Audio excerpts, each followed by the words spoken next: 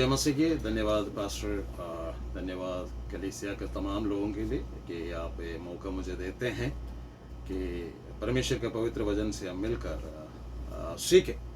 और प्रभु का दया से हम प्रकाशित वाक्य किताब पढ़ रहे हैं, जो कि समझने में कठिन है और परमेश्वर के आत्मा के अतिकायत से सहायता में चाहिए इस बात को समझने के लिए, नहीं तो हम गलती कर सकते हैं इसका व्याख्या में।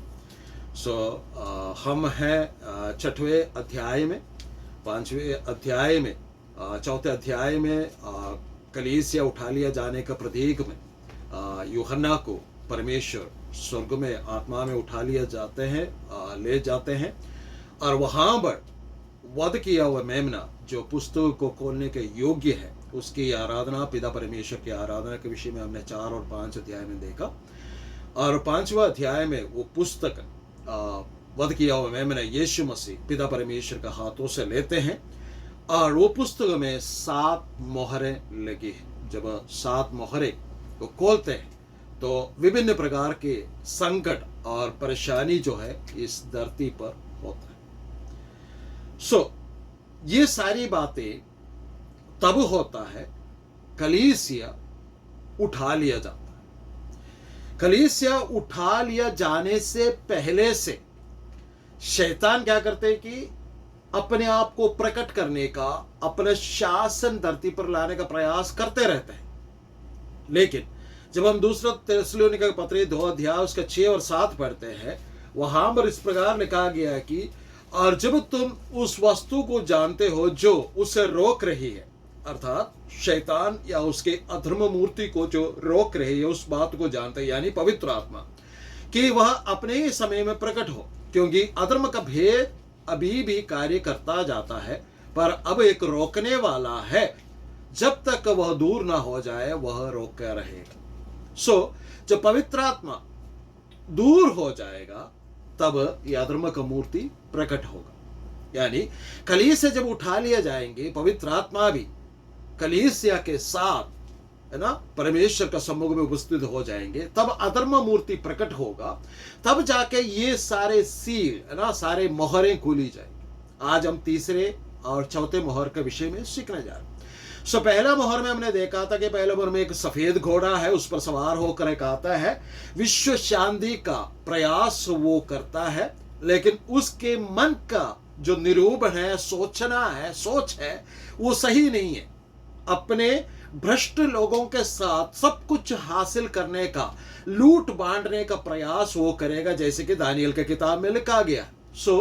जैसे कलीसिया उठा लिया जाएगा, बहुत सारे संघर्ष, बहुत सारे परेशानियों को इस दुनिया के लोगों को झेलना होगा। उस समय विश्व शांति के लिए वो बंदा निकल के आएगा और वो, है ना, क्या बोलता है, सफेद घोड़ा में आएगा। लेकिन वो सफेद घोड़ा में आने वाला प्रभु यीशु मसीह नहीं है, जिसके विवरण 19 अध्याय प्रकाशित वाक्य में दिया गया है। ये दोनों 2 लोग हैं, आपको याद होगा मैंने कहा था। फिर दूसरे मोहर खोलते हैं, वहां पर एक लाल घोड़ा पर सवार होकर आते हैं। लाल घोड़ा आता है, यानी विश्व शांति के तुरंत बाद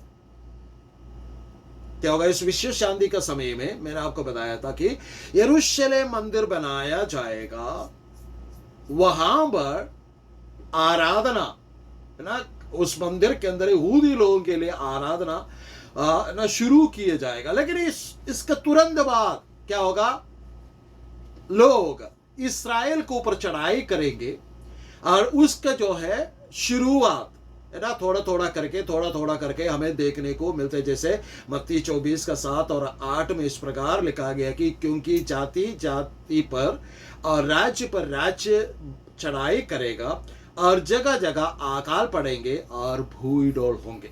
ये सब बातें पीड़ाओं के आरंभ होगी। ये सारी बातें जब विश्व शांति का बाद ये सब कुछ होगा, ये पीड़ा वहां से शुरू हो जाते हैं।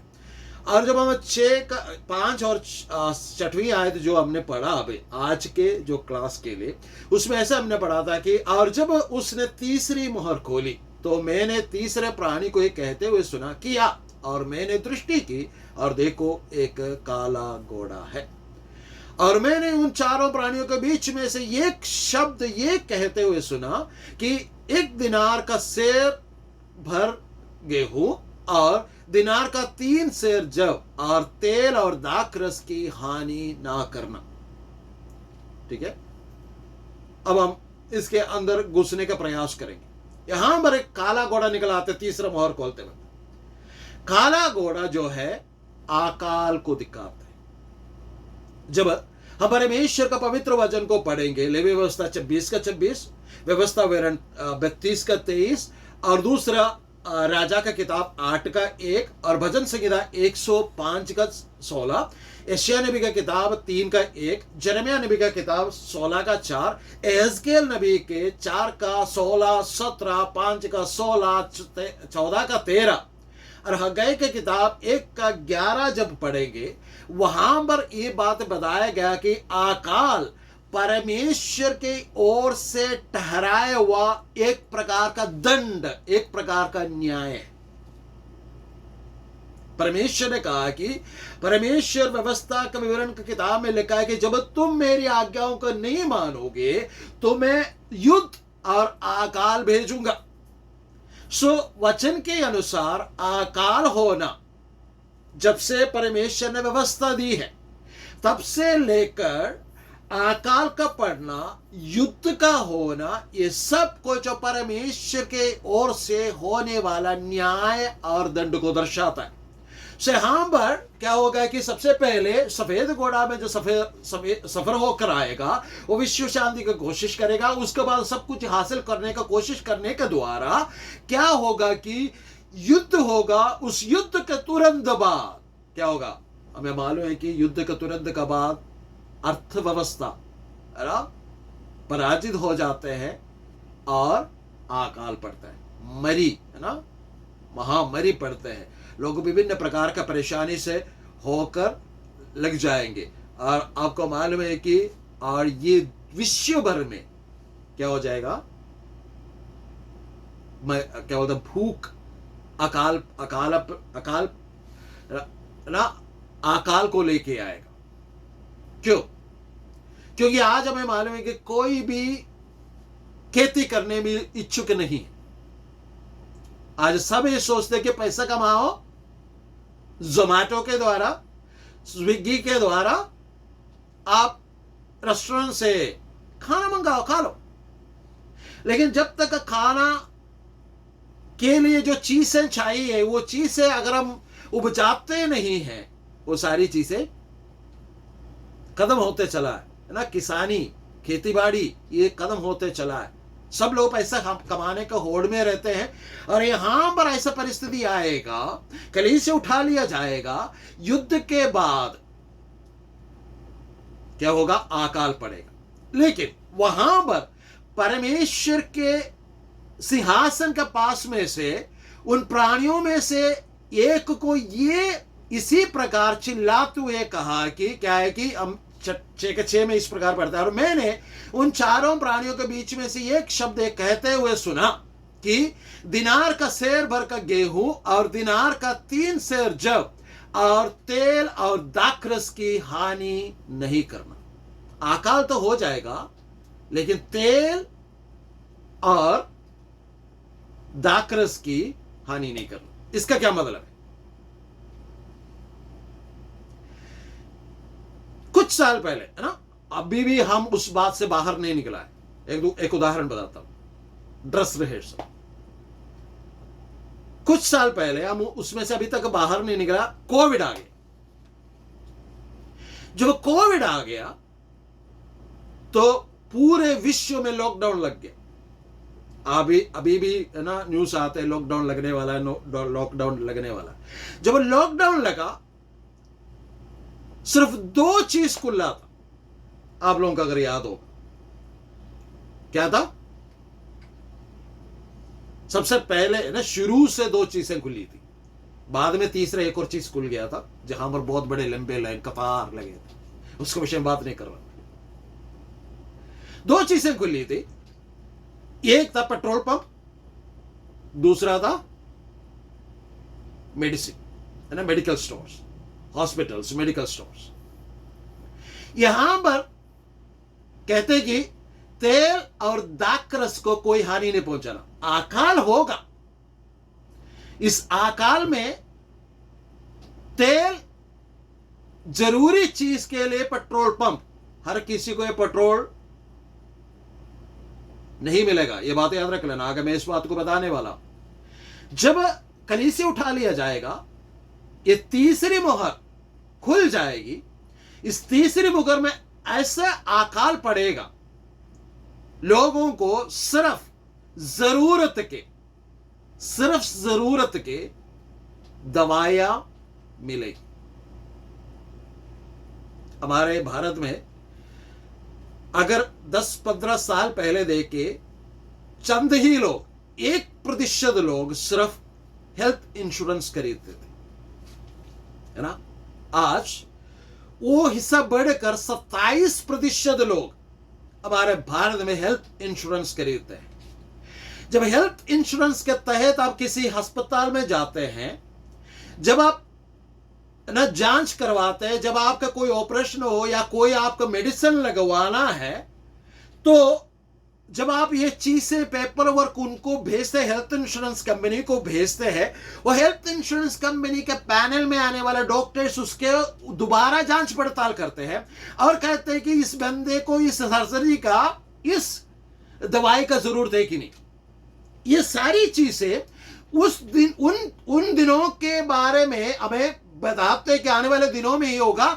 सिर्फ ऐसे पैनल बैठे होंगे, वो पैनल ये चर्चा करेंगे, ये तय करेंगे कि कौन सा दवाई किसको दी जानी चाहिए। यानी दाखरस का मतलब परमेश्वर का वचन के अनुसार दाखरस, जैसे कि एक बंदा यरूशलेम से यरीहो की ओर जा रहा था, वो चोरों के डाकुओं के हाथ में पड़ा और उसके मदद करने के लिए कोई नहीं था। वहां पर एक अच्छा सामरी निकल आता है, उसने दाखरस और तेल उंडेल कर उसका मरहम पट्टी लगाकर उससे सराय में छोड़ देते उसके आगे के इलाज के लिए। हमें ये घटना, यह कहानी, यह दृष्टांत प्रभु यीशु मसीह ने जो कहा, अच्छा पड़ोसी कौन है ना, हमें मालूम है। अच्छा सामरी का जो दृष्टांत है हमें मालूम है। सो वहां पर जो दाखरस इस्तेमाल किया गया, वो दाखरस दवाई को दिखाता है, दवा खाने को दिखाता है। सो यहां पर जब हम रेवलेशन में आते हैं, यहां पर जो स्वर्गदूत चिल्लाकर कहते हैं, उन 4 प्राणियों से एक चिल्लाकर कहते हैं कि दाखरस को बचा कर रखना, अर्थात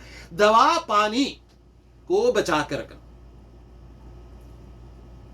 लेकिन वो भी रेशन के तहत होगा। यानी क्या बोलेंगे, नाप तोल कर मिलेगा। और पेट्रोल पंप खुला होगा, लेकिन हर किसी के लिए पेट्रोल पंप उपलब्ध नहीं होंगे। हम ऐसे का हालात में पहुंच गए कि बिना गाड़ी का चलना हमारे लिए मुश्किल है। हम ऐसे की स्थिति में अगर प्रभु यीशु मसीह के साथ स्वर्ग में ना मध्याकाश में नहीं उठा लिया जाता है, प्रभु यीशु मसीह से मुलाकात करने के लिए कलीसिया के साथ अगर हम नहीं जाते हैं, तो क्या होगा, हमारे लिए पेट्रोल पंप नहीं होगा, लेकिन अधिकारियों के लिए पेट्रोल पंप होगा। हमारे लिए पेट्रोल नहीं मिलेगा, ये बात याद रखना।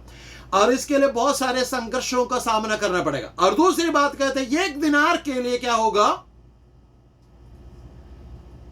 शेर भर का गेहूं। जैसे पास्टर संजय यादव ने पढ़ा था कि 1 किलो गेहूं और दिनार का 3 सेर जव, ये मिलेगा। अर्थात 1 दिनार का मतलब यहां पर यही है, आपके 1 दिन का मजदूरी।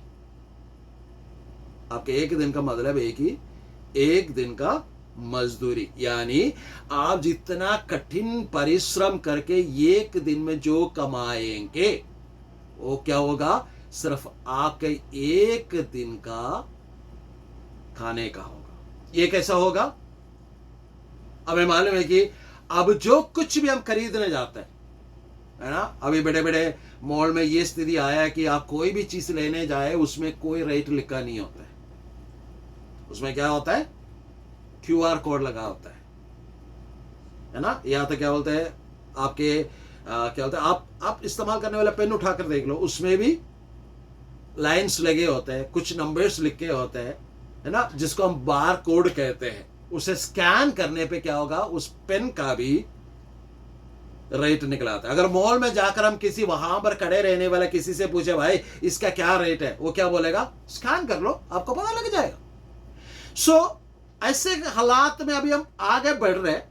आने वाले दिनों में माइक्रोचिप हमारे हाथ में, हमारे माथे पर, हमारे नहीं, जो यहां पर छोड़ दिए जाने वाले लोगों के माथे पर, हाथ पर लगा दिया जाएगा, जिसके द्वारा क्या होगा, हर एक व्यक्ति को, हर एक मॉल चलाने वाले को, हर एक रेस्टोरेंट चलाने वाले को, हर एक मेडिकल स्टोर वाले को, जब आप ऑर्डर करोगे, जैसे आप जोमैटो में या स्विगी में ऑर्डर करते हैं, वैसे जब आप ऑर्डर करोगे तो उनको यह बात मालूम हो जाएगा कि आपके अकाउंट में कितना पैसा है।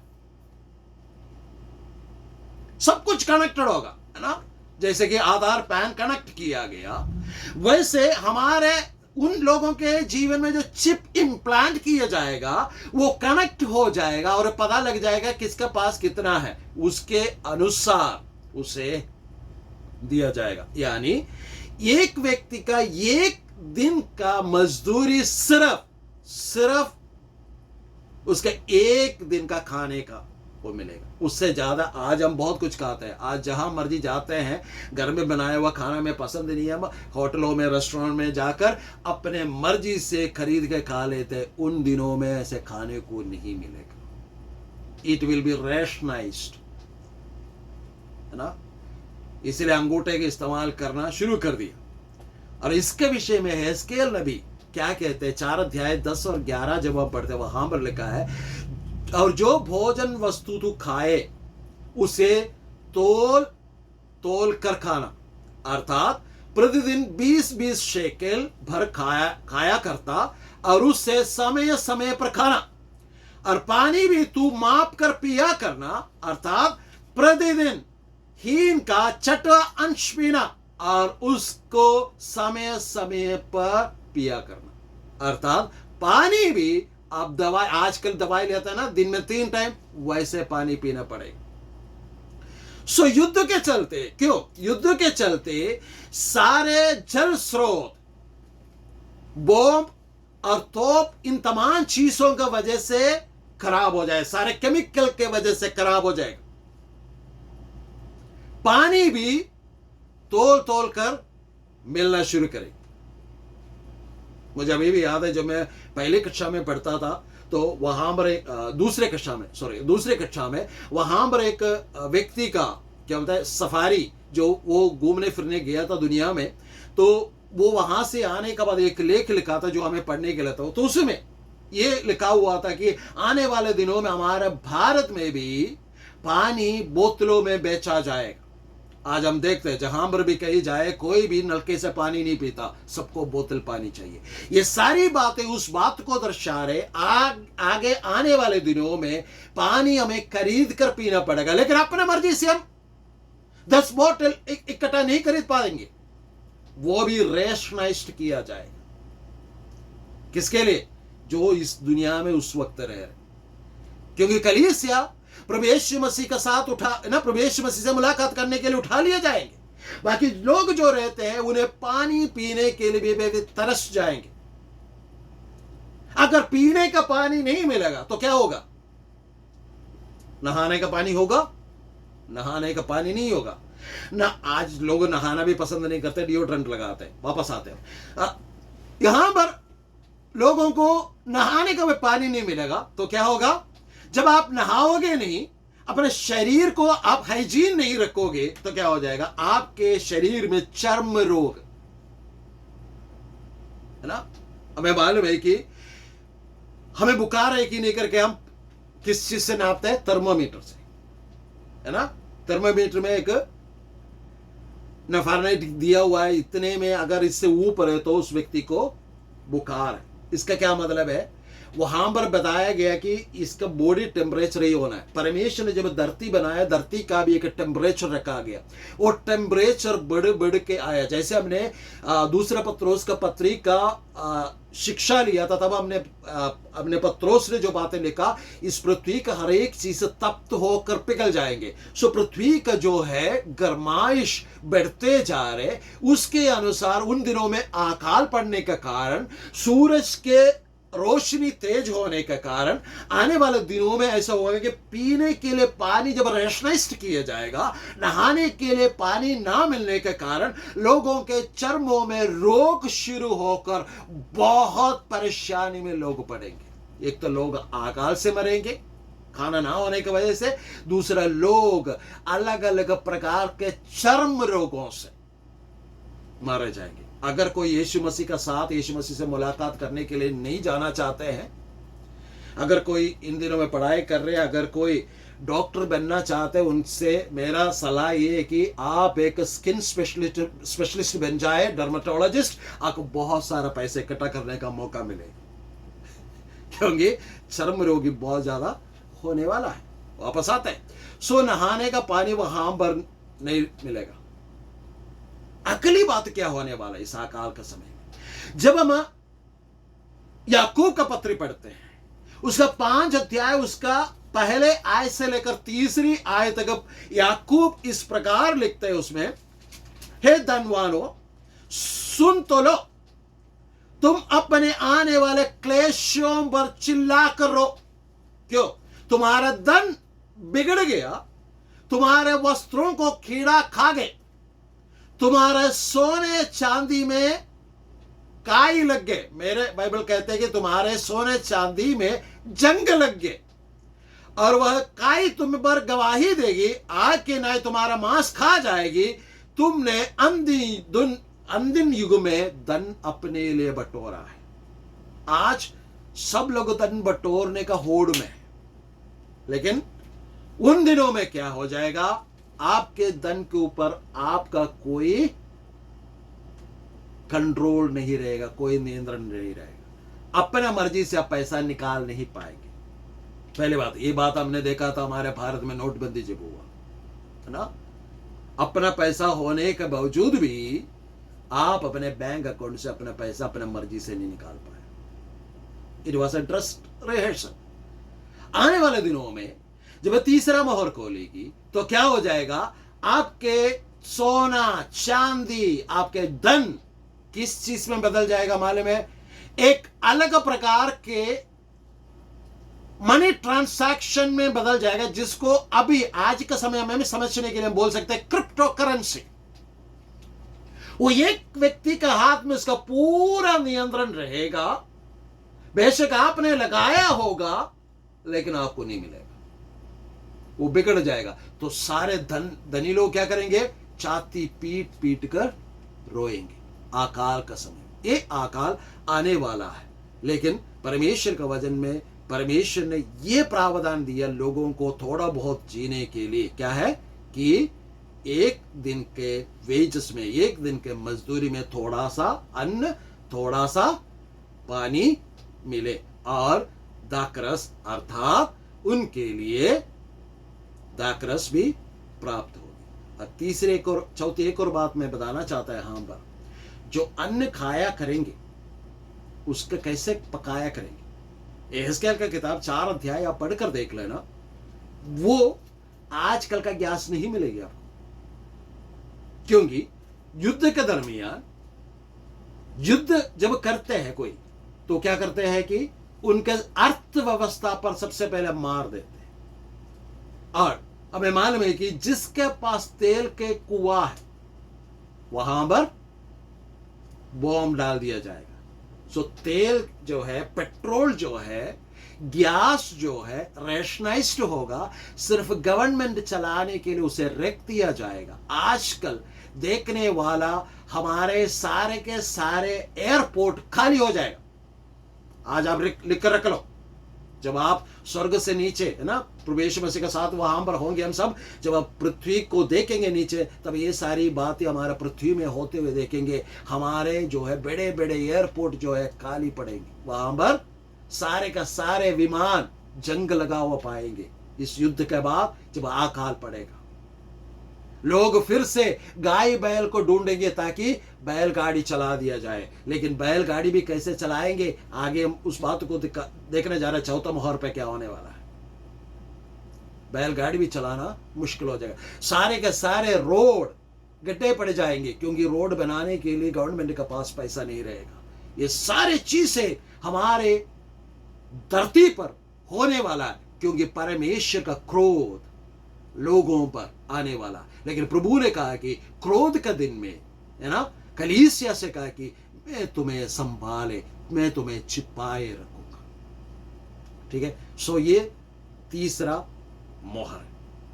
और इसमें क्या क्या होने वाला है कि सिर्फ एक दिन का खाने को मिलेगा, वो भी रेशनाइज। फिर हम 6 का 7 में आगे बढ़ते हैं, वहां पर लिखा है, और जब उसने चौथी मोहर खोली तो मैंने चौथे प्राणी का शब्द कहते हुए सुना कि आ।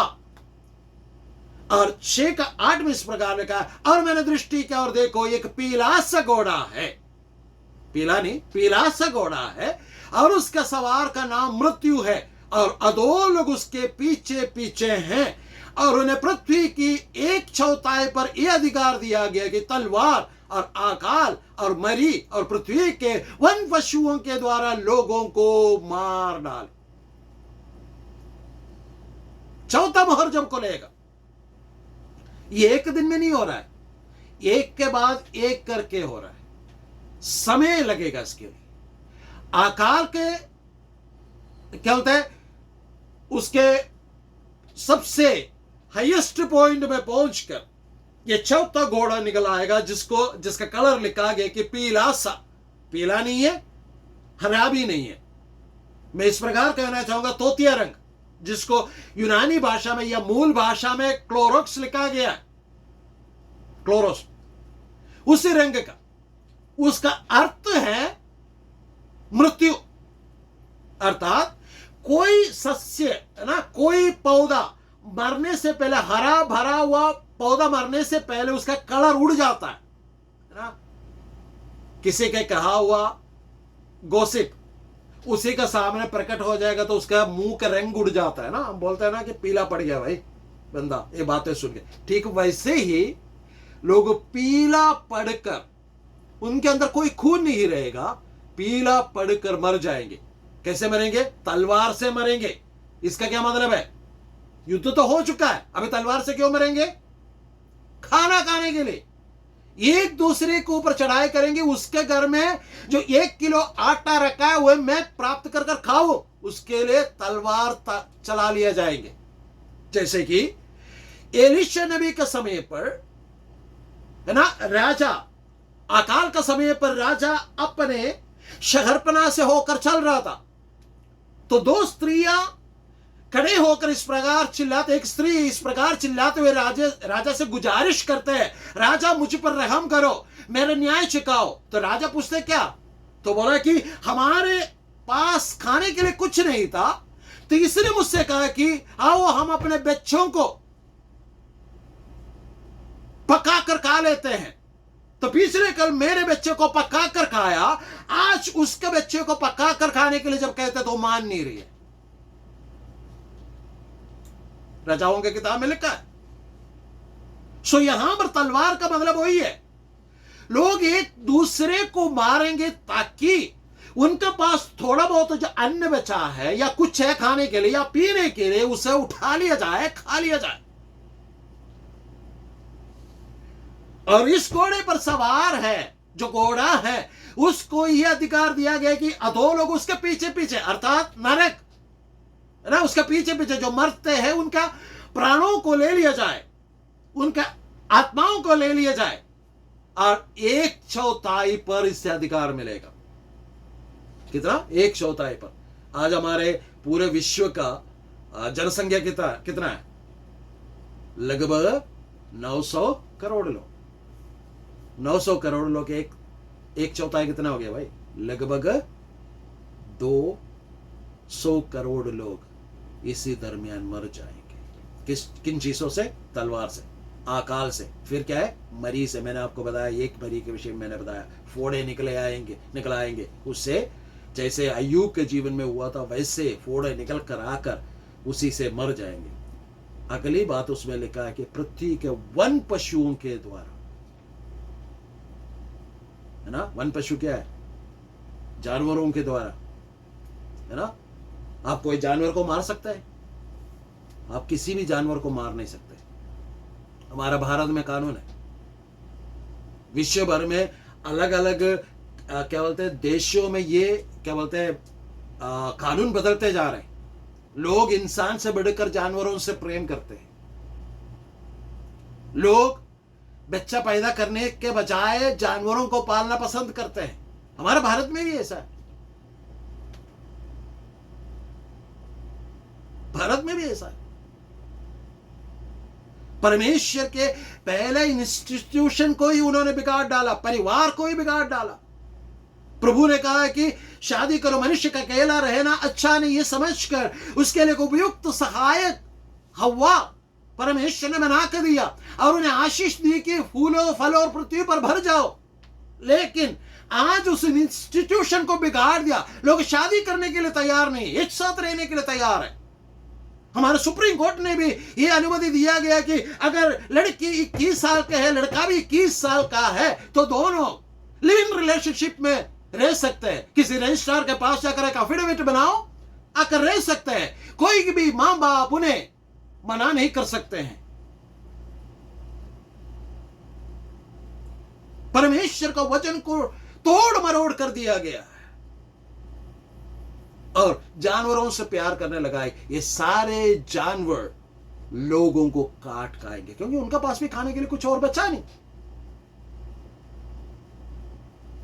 1/4 200 करोड़ लोग, सोच के देखिए।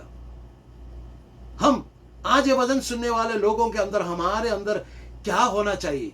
उन 200 करोड़ लोगों के जो आत्मा जो नाश होने वाला है, उनके प्रति हमें, हालेलुया, हमें एक जागृति हमारे हृदय में आना चाहिए। उनका आत्माओं को प्रति एक सद्भावना हमारे जीवन में आना चाहिए उनका प्रति।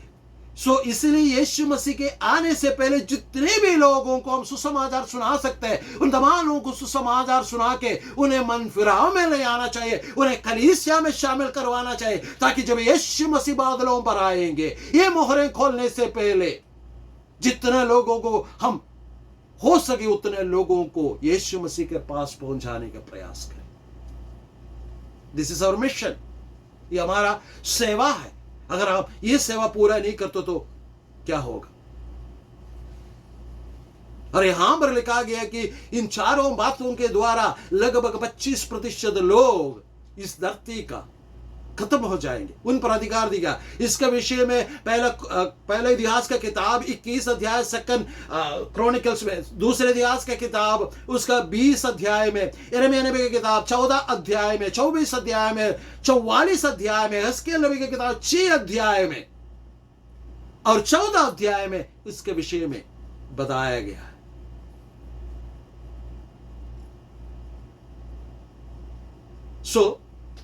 तीसरा मोहर में अकाल, चौथा मोहर में मृत्यु। तड़प तड़प कर लोग मरेंगे। आगे बढ़ते हम 6 का 9। इस प्रकार लिखा गया कि और जब मैंने 5वीं मोहर खोली तो मैंने वेदी के नीचे उनके प्राणों को देखा, जो परमेश्वर का वचन के कारण और उस गवाही के कारण जो उन्हें दी थी, वध किए गए थे। 10वीं आयत, और उन्होंने बड़े शब्द से पुकार कर कहा, हे स्वामी, हे पवित्र, हे सत्य, तू कब तक न्याय ना करेगा और पृथ्वी के रहने वालों से हमारा लहू का पलटा कब तक ना लेगा। 6 का 11, और उनमें से हर एक को श्वेत वस्त्र दिया गया और उनसे कहा गया कि और थोड़ी देर तक विश्राम करो, जब तक कि तुम्हारे संगी दास और भाई जो तुम्हारे न्याय वध होने वाले हैं, उनकी भी गिनती पूरा ना हो ले। अब यहां पर कुछ लोग, यहां पर लिखा है कि जो वध किए गए थे यीशु मसीह के या परमेश्वर का वचन के कारण, वो परमेश्वर से चिल्लाकर करेंगे हमारा न्याय करो, हमारा लहू का पलटा लो। ये कौन है? वहां पर लिखा गया कि उन्हें परमेश्वर की ओर से श्वेत वस्त्र दिया गया। इस वचन को लेकर कई मसीही लोग प्रचार करते हैं कि कलीसिया पीड़ाओं से होकर गुजरेगी। नहीं, ये वचन उनको नहीं दर्शाता है, ये कलीसिया को नहीं दर्शाता है। फिर ये वचन किसको दर्शाता है? जब हम यशायाह नबी का किताब 66 अध्याय में जाते हैं, उसके 18 से लेकर 21 को जो पढ़ेंगे, मैं चाहूंगा कि आप में से कोई भी एक जन इस वचन को खोले। यशायाह नबी की किताब 66 अध्याय उसका 18 से लेकर 21 तक को पढ़िए। वहां पर इस विषय को साफ रीति से बताया गया कि ये वधु हो गया हुआ लोग कौन होगा, या वधु होने वाले लोग कौन होगा, जो अपने लहू का पलटा प्रभु यीशु या परमेश्वर से प्रार्थना करके मांग रहे। पढ़िएगा अगर किसी को मिला तो। क्योंकि मैं उनके कामों और उनके विचारों को जानता हूँ। समय आता है कि मैं सब जातियों और भिन्न भिन्न भाषा बोलने वालों को इकट्ठा करूं और वे आकर मेरी महिमा देखें। और मैं उनमें एक चिन्ह ठहराऊंगा और उनके जीवित बचे हुए को उन जातियों के पास भेजूंगा जिन्होंने ना तो मेरे यश के बारे में सुना है और ना ही मेरी महिमा देखी है, अर्थात तर्शीश, पूत, लूद, मेशेक, रोश, उबल, यावान तथा दूर दूर के द्वीप वासियों के पास भेजूंगा और वे मेरी महिमा का वर्णन जाति जाति में करेंगे। तब जैसे इस्राएली शुद्ध पात्र में अनबलि को यहोवा के भवन में ले आते हैं, वैसे ही वे सब जातियों में से तुम्हारे सब भाइयों को यहोवा के लिए अनबलि के रूप में घोड़ों, रथों, पालकियों, खच्चरों तथा ऊंटों पर चढ़ाकर यरूशलेम में मेरे पवित्र पर्वत पर ले आएंगे। यहोवा की यह वाणी है। यहोवा ने कहा है, उनमें से भी मैं कुछ को याजकों और लेवियों के पद के लिए चुन लूं।